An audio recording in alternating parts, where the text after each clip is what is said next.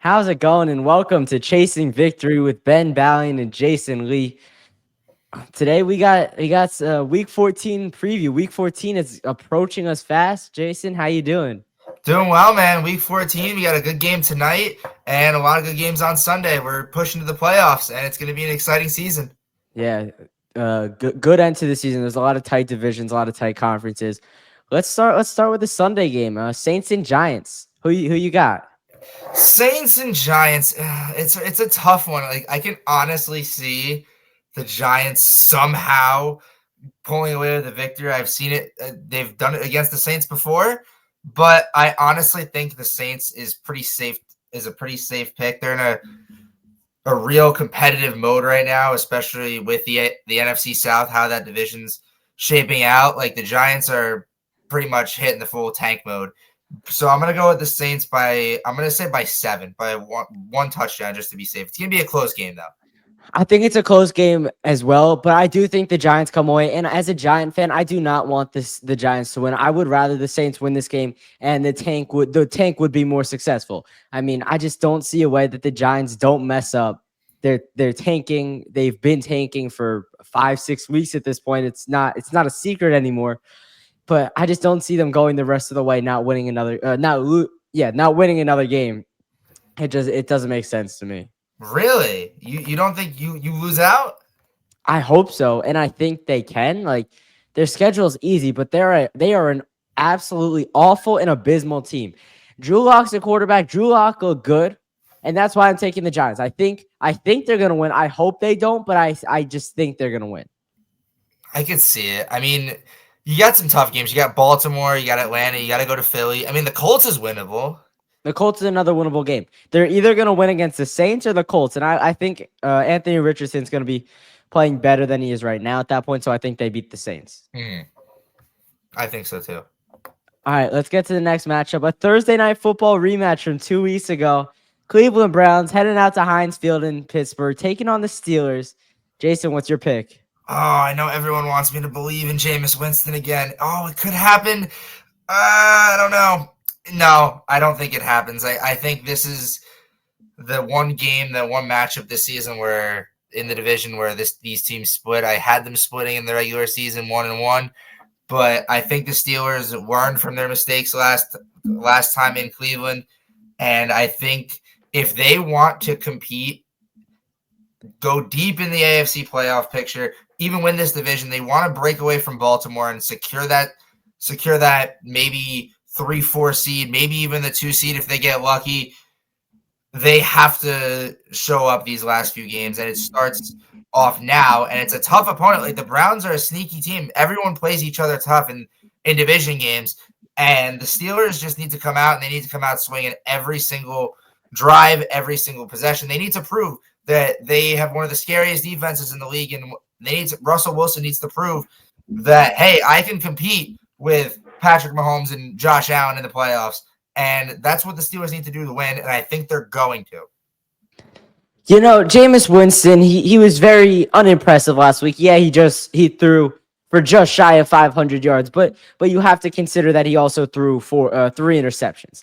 This week, I think he bounces back in a big way, and I think the Browns can sweep the season series against the Steelers. They go into Heinz Field and they just take control. The Steelers are going to be tightened up. They're going to tighten up after last time they lost for sure. But I don't know. I still don't think that they're going to take the Browns as a valid opponent, which the Browns are. They've proved that they could win football games, and at least they could stay in football games. And once you get to the fourth quarter of an NFL game, anything can happen. That's true, but like this is the major turning point. This is when like everyone starts to picture the seeds in their mind, and like the Steelers need this win more than anything. Like your next 3 games after Cleveland are Philly, Baltimore, and Kansas City. Like you're going into the gauntlet for the next 3 weeks, and like this is the moment where they're like, all right, we need to go into those 3 games with 10 wins. Like if they don't, they could easily fall to like the 6 or the 7, maybe even the 5 if they get lucky, and Baltimore creeps up and wins this division. Like, but that's why I'm saying the Steelers they just have to win this game. Like, they cannot lose again, especially to a divisional opponent. because then if, let's say, it doesn't go right in the next 3 weeks for the Steelers, let's say they lose to Baltimore and Kansas City or even Philadelphia, and Baltimore keeps winning those games and they end up having the same record, and they're going to look at the divisional opponents, and Baltimore has more wins in the division, and there goes the Steelers' chances of having the home playoff game. Like, they need this. See, this is the stretch. This week, really, week 13 through weeks 18. This is the time of year where the good teams are separated from the bad teams. And this game is gonna show me if the Steelers are a true contender or they're another team that's overperforming and they'll fall in the divisional round of the playoffs. So I think, but I do think it's gonna show me like what's their intensity level coming into the game. How locked in are they? How ready to win are they? How prepared are they? There's a lot of there's a lot of question marks in this game. I just want to see how they come out, if they're tightened up and locked in, or they're still taking the Browns a little bit lightly. That's my concern. They have to. They have to go like right away. It's a divisional game. It's going to be tight. The Browns are going to play them well, but like they did with Cincinnati, it was at the end of the in the second quarter, it was 21-21. It went back and forth, back and forth. At this stage in the game, it can't happen like that, especially with a team that's like the Cleveland Browns. You can't go back and forth, because that's going to show me, that's going to show you, that's going to show everybody that the Steelers are a shaky team, and it's something to be worried about in the playoffs. And especially with a great coach like Mike Tomlin and a team with 9 wins right now, it's just hard to think about the Steelers and the way they are and the way they're playing. They're a team that could potentially raise concern from people that, they're taking the Browns to four quarters and it's a really tight game. This shouldn't be a tight game, honestly. Yes, it's a divisional game. Yes, the Browns won last time. I don't know how, but the Steelers need to come out, and they need to come out strong. Their offense needs to fire on all cylinders. Their defense needs to get those stops. Even on special teams, Chris Boswell can't be missing those kicks. Everyone says that Chris Boswell is a top kicker in the NFL. He needs to prove it. These close games, especially when you get to the playoffs, you're going to get games decided by a field goal or less, and you need to make sure that you are in the prime position to win those games. Yeah, I agree with that. The offense has to come out on top. But what you said about that this shouldn't be a close game, I don't know about that. Since Jameis Winston is taking over the Browns, their offense has they've looked pretty good, and the defense of the Browns it's also solid. So they're a team they're going to hang around. They'll be in the game till at least the middle of the third quarter. It's just going to be what can they do after that? Can they excel and exceed what people think they're going to do? Because the way that this game would go, it would be a Steelers win. But can the Browns really stay locked in, stay focused on the goal, and win the game? And I think they will. Jameis Winston he's not a top 32 quarterback, but he's one of those guys. He's like a top 40 quarterback, a top 7-8 backup in the league. I would say, yeah, but it just has to work. We can't. I can see the Browns winning. Don't get me wrong. I can see where you're coming from.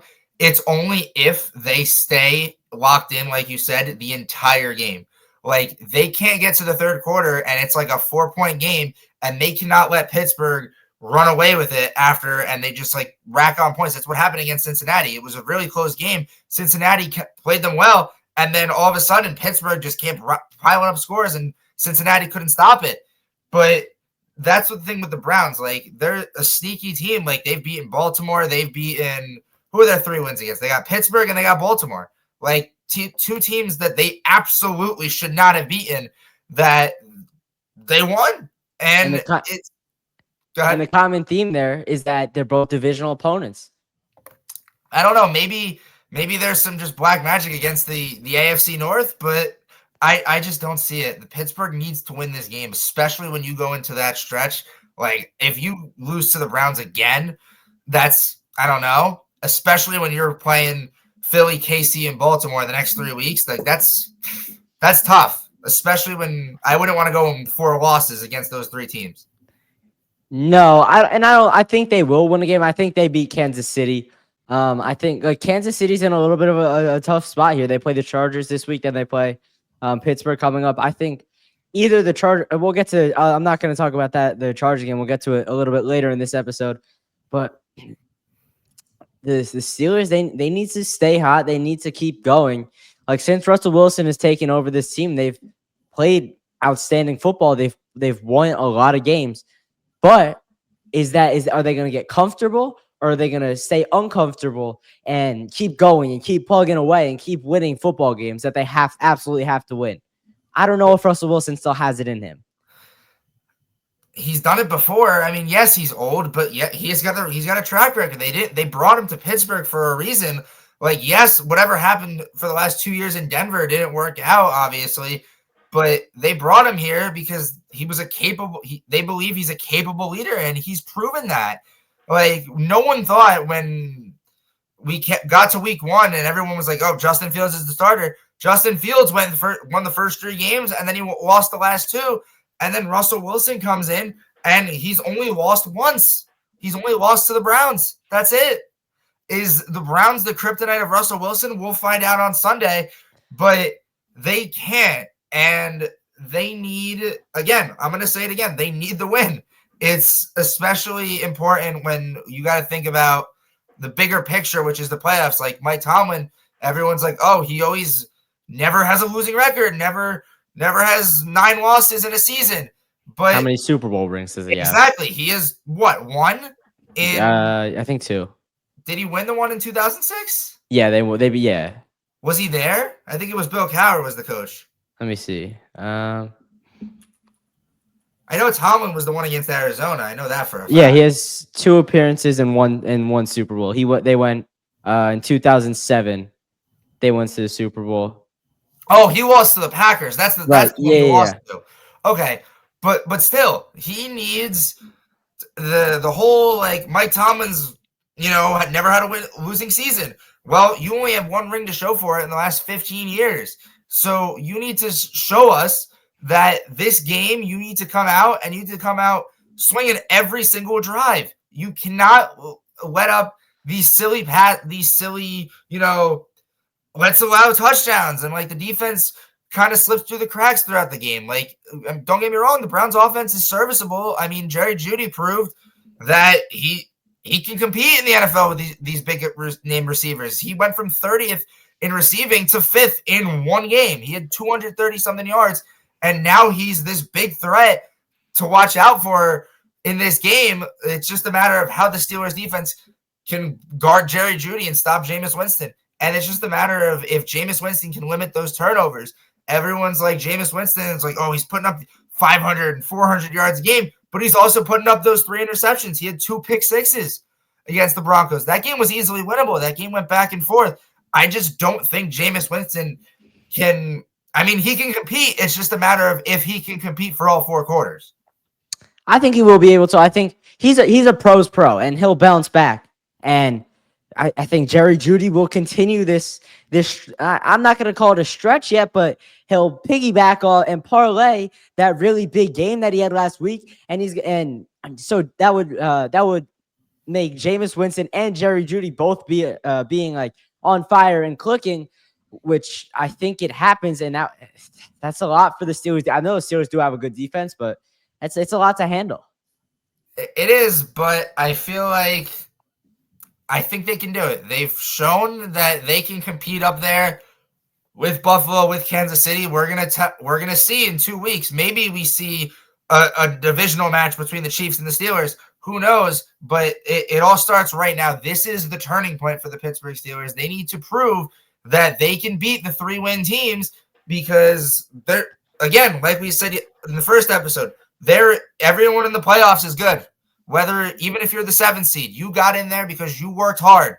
You proved that you can get into the playoffs. It's just a matter of staying there. That's it. Yeah, it's how long you can last. And let's get to another matchup now, the Falcons and the Vikings. Kirk Cousins has not been able to last very far into games this year, especially last week with 4 interceptions against the Chargers. Playing the Vikings this week, back in Minneapolis for the first time since he left for the Falcons this past offseason. Can Kirk Cousins bounce back, or Could we see Michael Penix this week even? I don't know. I'm taking the Vikings, though. I think they're a better team than the Falcons. I think Sam Darnold is another guy that's a pro, and he's going to get a big contract this offseason because quarterbacks get paid, and that's how football works. But I also think they just have talent like all over the field. They're not some crazy super team, but they're a good team. You're absolutely right. You don't need all these big names to compete in the NFL. As long as you have a good offensive coordinator, good defensive coordinator, solid guys, the brotherhood worked. It works, and they're 10-2 for a reason. And they're playing a Falcons team that's struggling in a division that honestly could go four ways. That NFC South could honestly go anyway, especially if the Falcons, since they're in first place, they could easily blow this. Tampa could creep up. The Saints could creep up. The Panthers are a long shot, but it's still possible if Kirk Cousins keeps throwing 4 interceptions in a game. Sure, he's going to get a standing ovation. Good for him. But the Vikings they're just overall better. Enough said. And they need, especially when you are in I'm going to say the most competitive division in the league right now. 3 teams are above 9 wins right now. 3 teams are. And it's insane to me that that's actually a thing, because I thought, honestly, the Packers were going to be in second. I had the Vikings in last. I had no confidence, even in J.J. McCarthy. I thought J.J. McCarthy was going to be a learning year for him. But now here we are. There's a three-way horse race for first place, potentially. If the Lions keep falling, they could lose tonight to the Green Bay Packers, and we'll see where they go from there. They still got to play San Fran. They still got to play Buffalo with a banged-up defense. So if the Minnesota Vikings need to consider their options, and they have to have a chance to win this division and maybe even go after Philadelphia and compete for a 1-2 seed here, they need to win this game, and they need to stop with the They need to stop with the sloppy performances. Against Arizona, a 1-point win. It should not be against the Arizona Cardinals, a 1-point win. Don't get me wrong, Arizona's a good team, but again, if you want to compete against the Lions and go far in the NFC divisional, NFC championship game, if you want to even think about competing for the Super Bowl, you need to beat these teams. The Falcons are an easily winnable team. Yes, they're 500. Yes, they've had some bright spots, but the Falcons are not the greatest team right now. Everyone thought, there was high expectations. Kirk Cousins was supposed to be this great leader. You gave him $150 million, and he's not doing great. You're telling me 4 interceptions in a game is $150 million? No way. No, it's not. And you talk about this being a winnable game for the Vikings. This is, like we said for the Steelers, this is the stretch where the good teams get separated from the bad teams. Can the Vikings cement themselves as one of the contenders in the NFC? I think the NFC champion will come out of the NFC North. I think it'll be either the Lions or maybe even the Packers. I know the Eagles do have a chance at it, but I think mainly the Lions.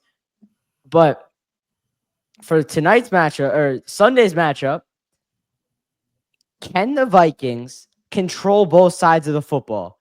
Last week against the Cardinals, it was really back and forth, a lot of field goals, not very consistent offense, very, very lackadaisical, mediocre. But this week, I want to see if Sam Darnold can score touchdowns and put a good amount of points up on a Falcons team that has a pretty solid defense. And they're the division leaders of the NFC South. And then for the defense, can they limit Kirk Cousins? I don't know how hard that's going to be this year. But can they also limit maybe Bijan Robinson, Ray McLeod, who had a huge game last week?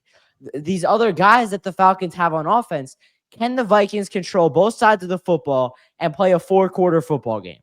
They have to. They literally have no choice, because, yes, the Falcons offense is serviceable. It's a pretty decent offense overall, but it's not going to compare to the offense of the Detroit Lions or the Philadelphia Eagles. Those are the teams you are going to run into in the playoffs. And the Vikings, like you said, they need to play 4 strong quarters. There can't be any, we're in the red zone and you get a field goal. That can't fly, because that's not going to fly in 3 weeks when your last 2 games are the Packers and the Lions that could potentially decide this division. week 17 and 18 could literally decide the NFC North, could literally decide the 1 or 2 seed in the NFC.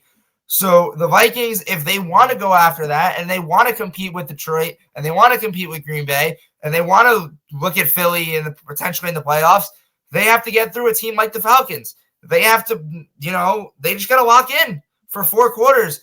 Will Reichard cannot be coming out for field goals every single drive because that's not going to get you anywhere near a divisional or a championship appearance.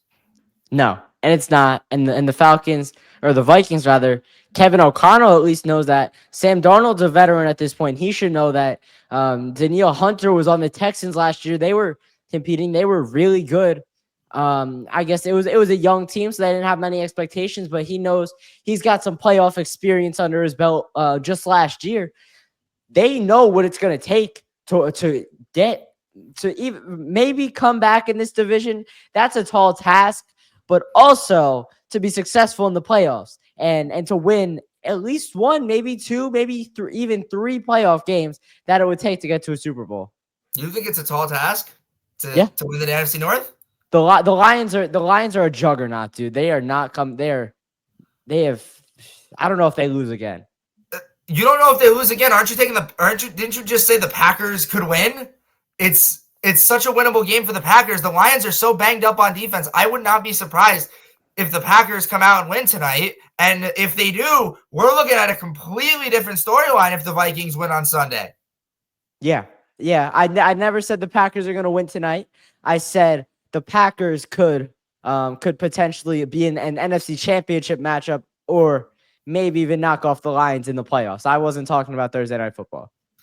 They could. I mean, it's possible, but the Vikings they have a shot. A 10-win team right now, they have a shot if, it's just a matter of just cleaning up those silly mistakes. You cannot have those mistakes, especially later on in the season, because you could potentially, there's every possibility that you could be a 1 seed, a 2 seed, you could get a home playoff game. Flat out. There is that possibility. As long as, again, they cannot screw up these silly games. Like after Atlanta, it's all going to come down to week 17 and 18. They play Chicago and they play Seattle. It's a tough outing to go to Seattle. I mean, it's going to be a tough game because Seattle might make the playoffs. Who knows what's going on in the NFC West? But Minnesota they have to win out. They have to get to week 17 and 18 with 3 wins under their belt before that. And then we can actually debate if they have a shot at winning the division. Yeah, and you talk about the Seahawks. Let's get to that game right now. An NFC West matchup between the Seahawks and the Cardinals this week at the Cardinals. I don't know. This is a close game. Who do you think? We'll come back to mine. It's tough because there's parts of me that want to say Arizona, but Arizona has had those games where they just look disappointing. Against Minnesota, they had 2.5 minutes to go win the game, and they couldn't. They had every reason in the fourth quarter. They had plenty of time. They got the timeouts, and they couldn't win. Against Seattle last time, Seattle beat them by 10, but it was close until a certain point in the game. Arizona has had some sloppy games, but they've had some bright spots. But I just don't think right now that they're ready to compete for this division. San Fran's falling behind. The Rams are creeping up. The Seattle Seahawks are creeping up. The Arizona Cardinals are not going to win this division, in my opinion. I don't think they're going to win on Sunday. I think Seattle's going to come away with the victory. I don't see why they don't. Seattle just needs to keep playing the way they're playing. They got to clean up the mistakes. Mike McDonald's got to get his coaching act together because you're going to compete. Again, the playoffs, there's not a bad team. And Seattle, if you're going to win the division, you get a home game. You get the 3 seed, the 4 seed, wherever you want. If you get a home game, you got to protect your house. I'm going to use Dallas as an example. Last year, everyone thought Dallas was the 2 seed. They literally played the team that barely just got in. And look what happened. Anything is possible. But in order, you need to compete. You're playing in a conference with the Lions, the Packers, the Eagles. You're playing with them. And you need to, if you want to even look at a future where you have a chance to make a run in the playoffs, it starts now. And you got to start winning these games and by a consistent margin. So I'm going to go Seattle, but it's going to be a close game until a certain point because I can easily see Seattle running away with this one. I see a world where there's three NFC West teams in the playoffs. I think the Rams win the division. I think that that offense is disgusting. We talked about it in episode 1. If you haven't listened to that one yet, go check it out after this one. But on this matchup, I'm taking the Cardinals. I think coming off that loss last week, they're going to be ready. That loss was absolutely awful. It was horrific. And now this week, they're gonna tighten it up. And they'll be like, oh, okay, that's a bad loss. Let's move on. Let's keep winning games because they need to win football games. That's the fact. That's just the fact. If there's gonna be 3 NFC West playoff teams, or even if the Cardinals just want to get in, because I don't think they win the division, they'll be a wild card team if they get in. They need to start winning games right now.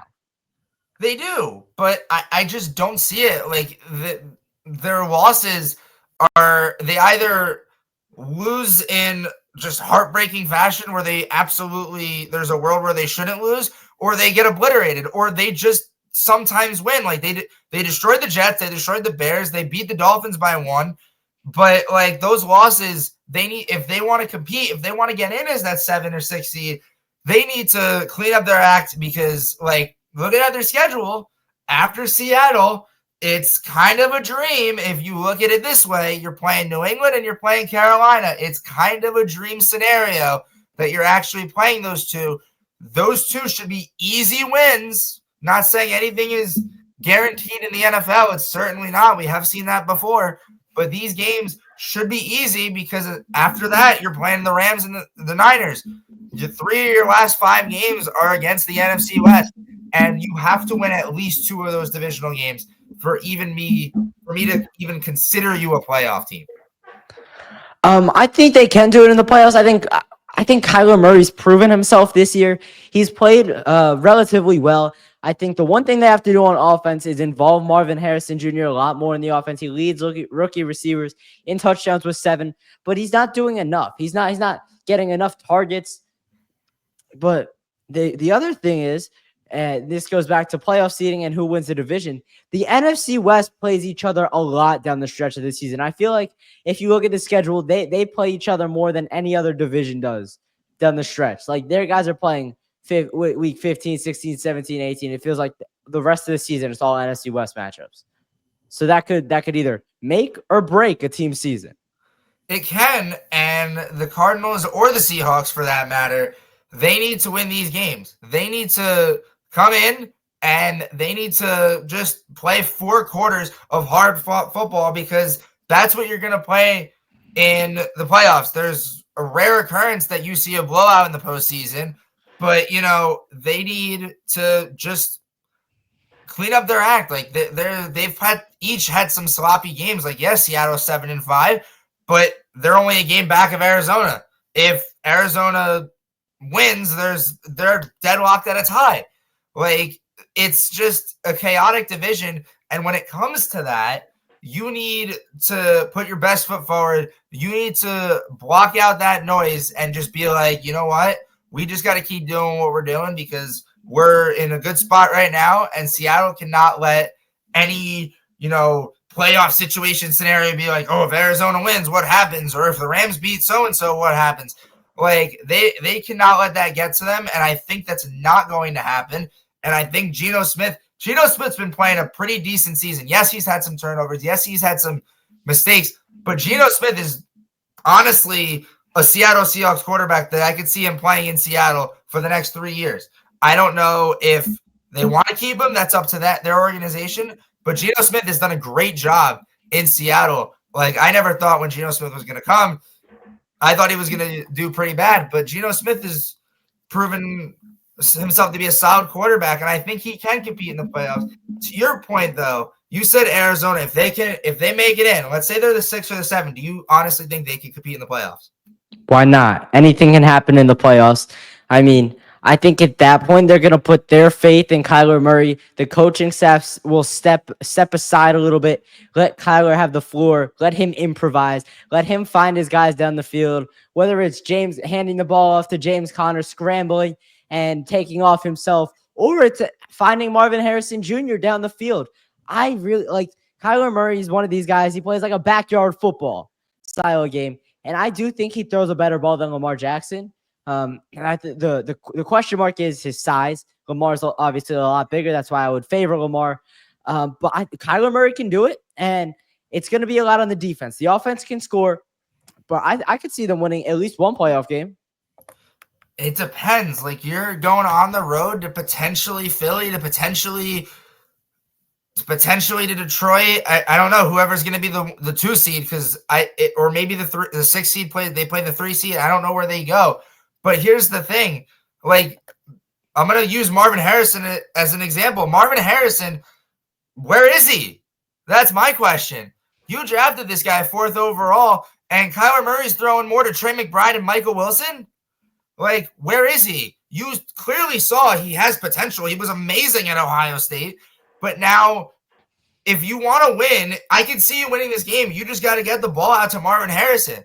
Like, again, you drafted him for a reason. He's pretty good in the games he's excelled, and he scores those touchdowns. He's got a really good size. He's fast. He's a well-rounded, great receiver to have in the long run.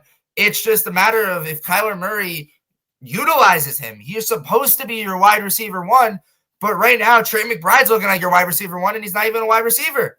It takes time. I know we're getting into the latter part of this year, but Marvin Harrison's a rookie. Kyler Murray's he was injured a couple years ago. He's still like getting back into the flow of things. I mean, Marvin Harrison, he's gonna be good. And once the playoffs hit, like I said just a couple minutes ago, the Cardinals are gonna have to put their faith in him, and they're gonna have to trust him to go up and make a play. And what you said, he's been nowhere. Is that why he leads rookie receivers in touchdowns? That's why he leads them. That doesn't make sense, but yeah, I think the Cardinals are going to be good. And going back to what I said earlier on, in whether I thought they could win a playoff game or not. So what if they don't win a playoff game? It's good for the organization. It makes the organization more money, which is what they want at the end of the day. It makes like the league is going to make money from it.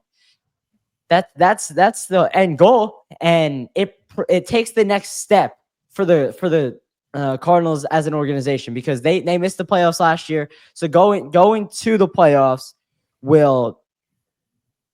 it's a step in the right direction, and the continuity, the cohesion, and the overall talent of the team will continue to grow as we go into next season. And then the season after that, let's see if they're going to draft another receiver to put along with Marvin Harrison. They have to improve their defense. Let's see what they do there. Just going to the playoffs is a really good thing for a franchise. It doesn't matter if you lose 100-1 in the playoffs. It's good for the franchise. It is, but I feel like, to your point, you said Marvin Harrison needs time.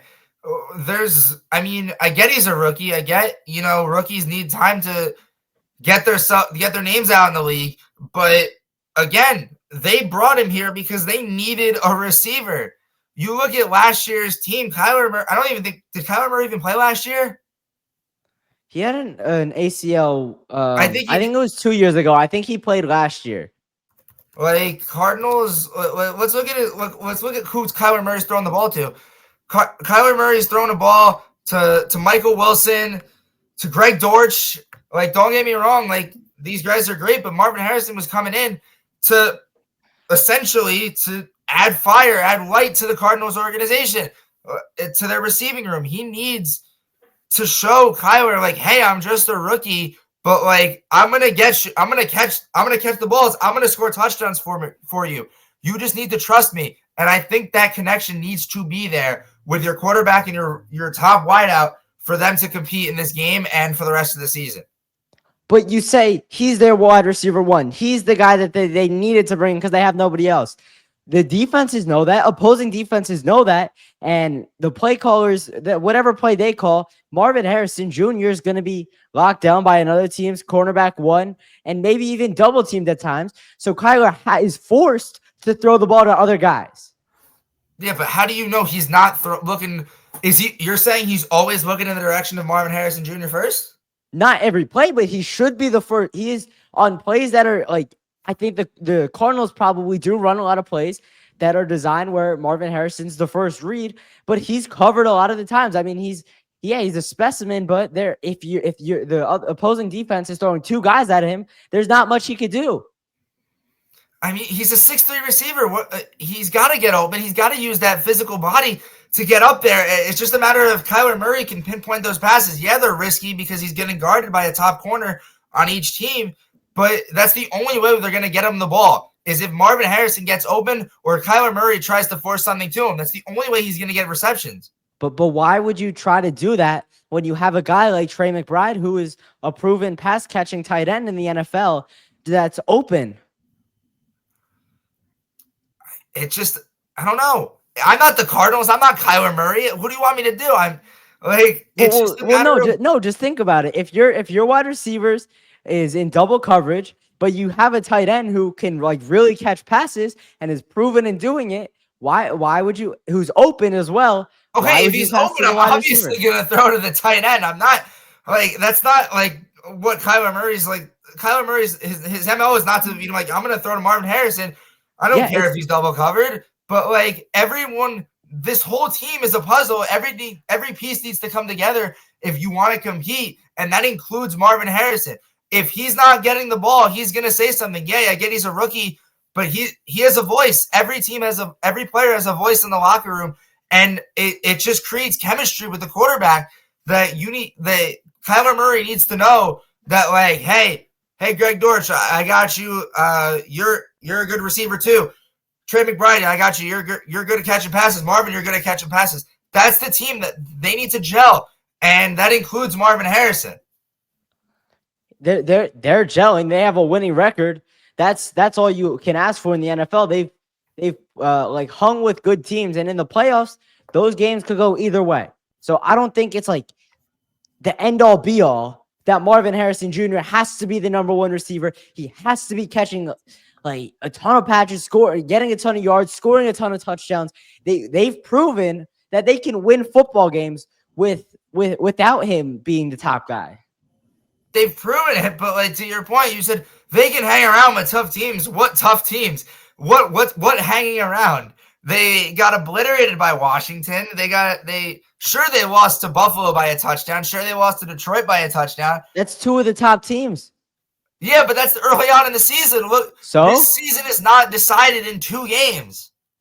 Let's look at what other tough teams they played. They got obliterated by Washington. They beat the Rams. They beat the Rams by 31. Is that not a good team?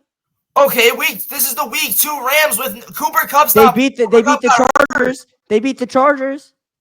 Okay, that was like the worst Monday Night Football game ever. So what? It's a football game. It doesn't matter if it's good or not. So what? The Chargers were 3-3. Like they're finding their footing. Look at the Chargers now. That doesn't matter. It's still a win against a team that is proven to be a good team. And you're saying that the Cardinals aren't developed. They're developed enough to beat a Charger team. They're developed enough to beat a Charger team, but you're not going to play a Charger team in the playoffs. You're playing if you're going to play teams that are worse than the Chargers. You're playing the unless you play the Eagles or the Lions, which you're playing the Eagles or the Lions. It's the only if you get in the playoffs, that's who you're facing. You're going to Detroit. Not if they win the division. Who? If they win the division, who are they getting matched up against? They're going to get matched up against Minnesota again. And they could win that game. They easily could have won that game. And then if they play Minnesota again, the ball could bounce either way. We've seen it. But like, look, they played Minnesota once. They had every opportunity to win that game, and they couldn't. And who's to say that they're not going to take advantage of those opportunities the second time they come around? Why didn't they take advantage of the first time they come around? Like, if you want to talk about opportunities, they had every opportunity. Every close loss, they had an opportunity to go win the football game, and they didn't because it just doesn't. The offense and the defense just doesn't gel, and they end up losing the game. But you talk about Marvin Harrison, he had a touchdown in that game. The Cardinals' offense looked fine. The problem was they kicked too many field goals, and it was okay because the Cardinals' defense was forcing the Vikings to kick field goals as well. if the Vikings and the Cardinals end up matching up again, I could see that game going anyway, either way. Okay, I And can see it. and really the only two teams that I could see beating there are more than two teams, but like the main two teams, if they don't win the division, they will lose first round of the playoffs because they'll be matched up with the Eagles or the Lions. But if they win the division, end up winning the NFC West, that I'd see them winning the first round of the playoffs. But they have to do that, and they just have to. If they just have to communicate, they just have to. Coaching needs to be at its highest level there. Was it on Sunday when they only lost by a point? You lost by a point, but a loss is a loss. Yeah, It's one loss to an NFC team. but it wasn't like they got dominated. Yeah, they played bad. They're gonna tighten up in the playoffs. Everybody tightens up, and I don't know. I have a weird confidence in the Cardinals.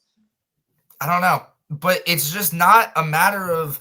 Sure, they only lost by a point, but a loss is a loss, especially when you're in a division where I'm going to say the Niners are going to fall out of the race, but you have three teams that are around the same record. They could finish deadlocked in a tie and the same divisional record. They're going to look at the conference teams. You're going to look at the interconference matchups, and you're going to see, the Cardinals lost to an NFC team. There goes their shot at winning the division. Like, every loss counts, even if it's by a point. Yeah, and I get that, but you look at some of their other wins, like I mentioned. They beat the Chargers. They lost by a touchdown. I get that's a loss. They beat the Rams by 31 points. They beat the Rams by 31 points without their top two receivers. Yeah, I get that, but that's obviously they should beat the Rams by 31 points. But let's look at Marvin Harrison's stats from that game, because that was before he was really getting the ball. I guess he had 130 yards in that game. He had a big game. Look at that! Whoa, you're talking about how he doesn't get incorporated in the offense. Here you go. Only 130 and 2 touchdowns. It's one game. Your wide receiver one should be all over the field for 17 games. That's the second game of the season. It's not like they had time to gel at that point either. So what? You had 5 months in the offseason. You had 3 months. Well, now you're 14 games into the season. NFL defenses know how to guard him. He's not a surprise to anyone. There's tape on him. There's film on him. There's film on everybody. Yeah. There's film on Jalen Brooks, who was like a 7th-round pick for the Cowboys. There's film on him. Yeah. And teams, Jalen Brooks, people could guard him pretty well. That's why it's so hard.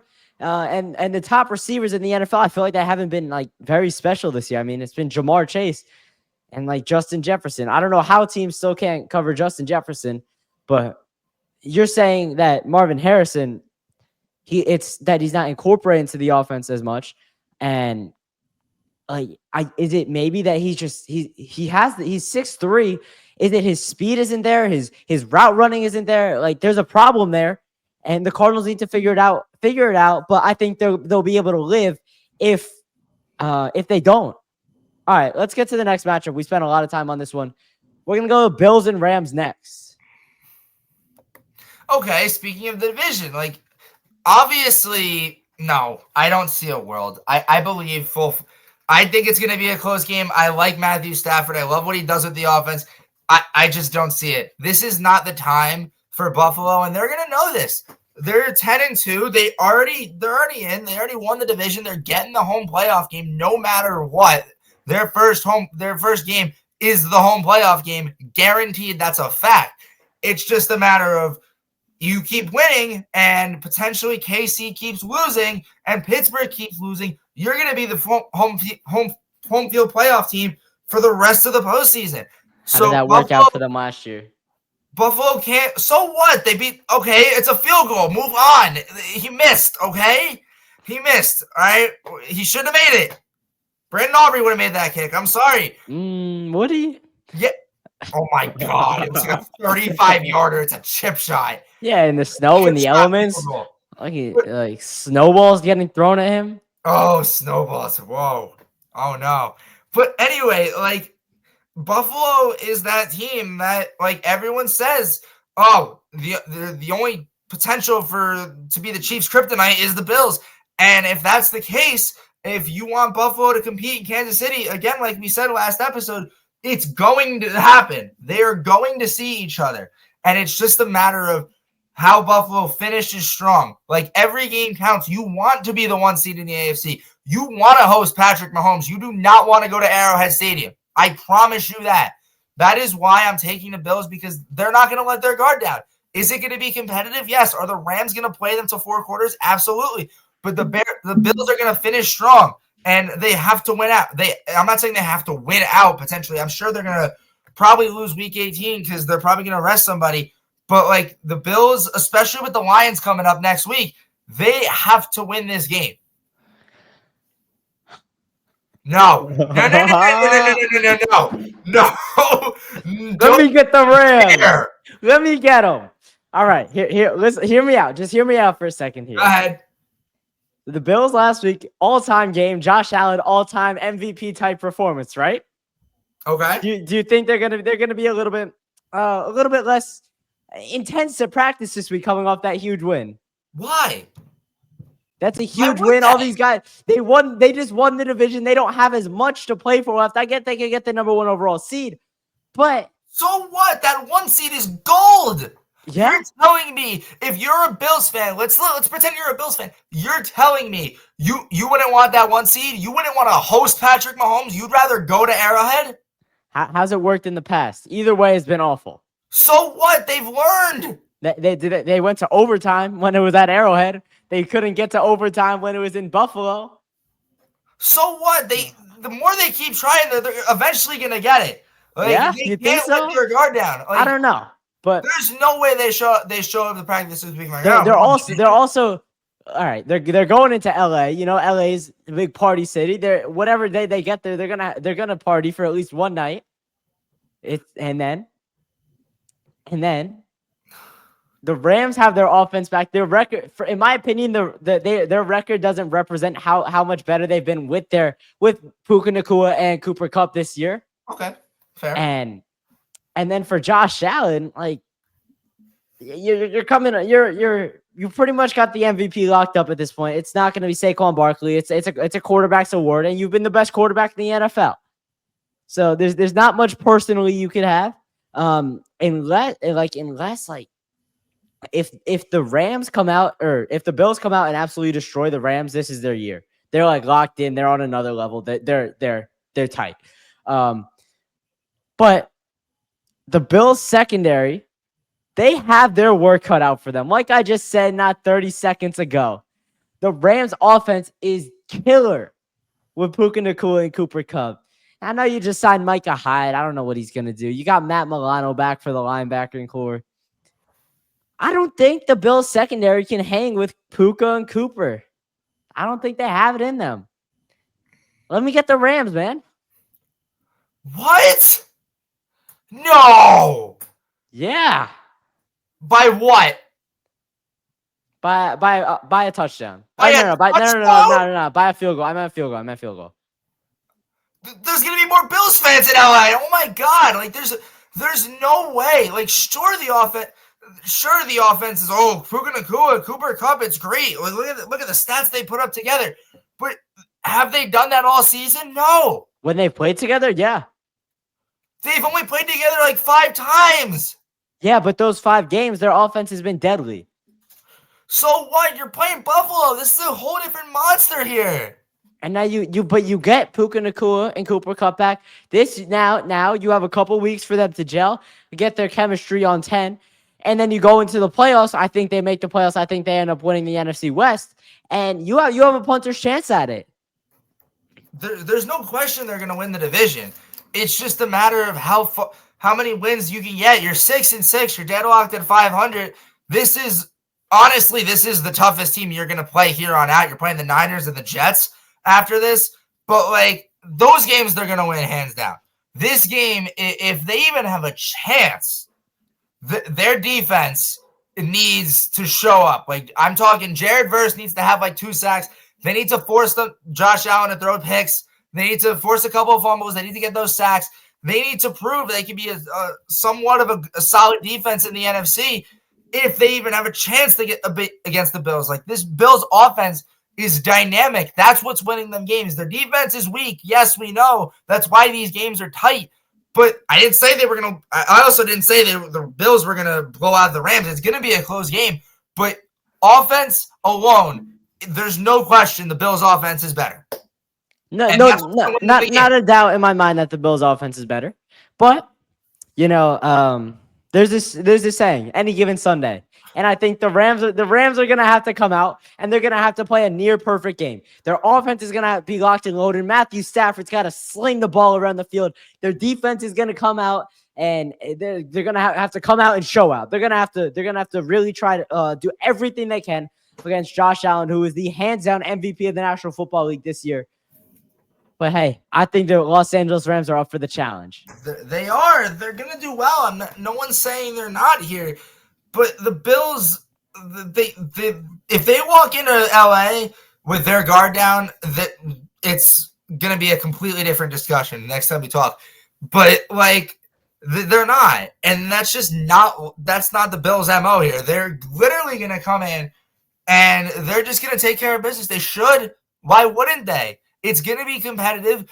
But again, that offense, I just don't see the Rams' offense being perfect every single drive. They have to. Forget the field goals. They have to score touchdowns on every single drive. Nah. What do you mean, nah? Not every drive. They have to. Nah. I think the defense is going to be a little bit I don't think you're giving the Rams defense enough credit. This is the Bills offense here. I can give the Rams. Yeah, I know it's the Bills offense. I've given them their flowers before. But when you're playing an offense with everything is stacked at that level, their O-line, the Bills' O-line, Josh Allen really hasn't gotten sacked for as much as I can tell you. Their run game is excellent. Their receivers are catching the passes. They're doing everything's clicking. And I didn't think it was going to happen, but I also didn't think it because Amari Cooper wasn't on the Bills yet, and they never really found their wide receiver one. But now they do. Josh Allen has the next, Stephon Diggs as a wide receiver one. But that's all you need. Their team is just menacing. It's unstoppable if it all works. They have them things to clean up. Yes, they destroyed San Fran, but they had a couple of drives where they punted. That can't happen, especially when you get into the playoffs. I don't think the punt. If you have a good enough defense, you can afford to not score on a couple of drives. But I don't know. I feel like the Rams are going to win. I feel like it's going to be a big I think Kyren Williams is going to have a big game as well. I think he's going to have to if the Rams want to win, but I think he will, and I think the Rams win. All right, let's get to the last. Stafford has to play his best game. That's it. Yeah. All right, let's get to the last matchup of the episode. Chargers at Chiefs, what I'm calling the game of the week. Start with you. I don't want to. No, why? I don't want to pick this game. It's the same story every single week. We know it's going to happen. We just don't know when it's going to happen. This game is going to be close. They always play close. The Chargers were up by 17-7 at one point the first time they played, and they blew it. It's just a matter of if the Chargers can hang, and I think they can. There's no denying. Let's get this clear. There's no denying Chiefs have this division on lock. Chiefs are going far in the playoffs. No doubt about it. But the Chargers, they need to show up. They need to limit any possible mistake, any possible scenario for a penalty. I'm sure Harbaugh, I'm sure their offensive defensive coordinator, I'm sure Jim Harbaugh is assessing that every team meeting this week. No stupid defense. No stupid defense. Yep. If Mahomes is going deep, everybody stay back. Do not touch anybody. Don't breathe on him. Don't breathe on him. Don't breathe. Do not even come social distancing. We learned that 5 years ago from COVID. Hands behind your back. Hands behind your back. Exactly. Let him catch the ball. If anything, let him catch it and tackle him in bounds. This is the only way. There's no illegal shifts. I don't know what's going to happen. I'm sure Bill Vinovich is the referee. Anybody knows who Bill Vinovich is? Bill Vinovich loves the Chiefs. He's said it flat out in multiple interviews. Who doesn't love the Chiefs? Everyone loves it. Taylor Swift, Travis Kelce, everyone. Everyone loves popularity, right? This is such a fun team. But, like, the Chargers cannot screw anything up. And it's just a matter of that. I think they can hang. They're definitely going to score touchdowns. They're definitely going to drive down the field. Justin Herbert is looking like a great, arguably a top 5 quarterback in this league. People can't make that argument. It's just a matter of, is that young receiving core, is that young offense going to click? Is it going to work out in Kansas City? I say no, and that's the reason they lose. I'm not saying they're going to lose because of some, you breathe on Patrick Mahomes, there's the game, and the Chiefs kick a field goal, good night. No, that's not going to happen. The Chargers are not going to win, I'm going to say, because of the inexperience.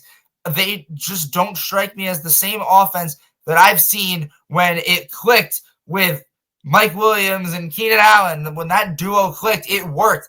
Quentin Johnson and Ladd McConkey is not going to win you football games. I'm sorry. It's worked in the past, but Justin Herbert's relying on the run game, and Justin Herbert's relying on Will Dissly and Ladd McConkey. But that can't happen against the Chiefs. Like, the Chiefs corners, the Chiefs defense is arguably the reason they're 11-1. That's the reason. Because they're letting Patrick Mahomes get the final say in every game. That's why Patrick Mahomes has the final say, because of that defense. And if you lock up Ladd McConkey and you lock up Will Dissly and you stop the run, Justin Herbert's going to be forced to throw to Quentin Johnston, and we all know how that's going to go. So I'm gonna take the Chiefs safely. It's going to be a tight game. I'm going to safely take them by 5. I like the Chargers, man. I think the Chiefs need a wake-up call. And this week is going to be their wake-up call. If they lose this game, they will have lost to 2 of the top teams in the AFC. And if that won't give you a little shock, like, oh, something might be wrong, then I don't know what will. I think Justin Herbert's going to come out and have the game of his life and outduel Patrick Mahomes in a shootout. Wake-up call? Wake-up call. Wait, let's get this right. Wake up call. Now, stop playing games. Stop playing. Haven't had a wake-up call. Yeah, stop playing. They've had games that should have been a wake-up call, but it hasn't acted as one. And this week will be that week. They can't keep playing teams to the buzzer, and they can't keep playing bad teams like they're good. I don't know. Like, it's just the inexperience of the Chargers offense. Like, don't get me wrong. I fully believe in Justin Herbert. I fully believe that offense is going to do something on Sunday night. But the inexperience is just not there. Like, the Chargers are a good team. Jim Harbaugh is a great coach, but it's just a matter of you're going to Arrowhead. It's I don't know. It's pretty much signed and you're done already in some capacity. It's either like that's the problem with these games. Like, ignore the Bills game, and let's ignore the Ravens game week 2. Week 1. Let's ignore those 2 games out of the picture. It's the Chiefs win because either somehow the defense just falls apart, or their best friend is throwing some laundry on the field and says, "Hey, I saw something. Kick the field goal and win the game and go home." Like, that's it. I just do not see a world where the Chargers win this game. I do. I really just do, and I think like the Chiefs haven't deserved to win these games. They really haven't. And I think at some point it's going to catch up to them. Like, they're not going to keep escaping with bad wins for through week 18. That's just not going to happen. And at some point they're going to lose another game, and it's going to be against the Chargers.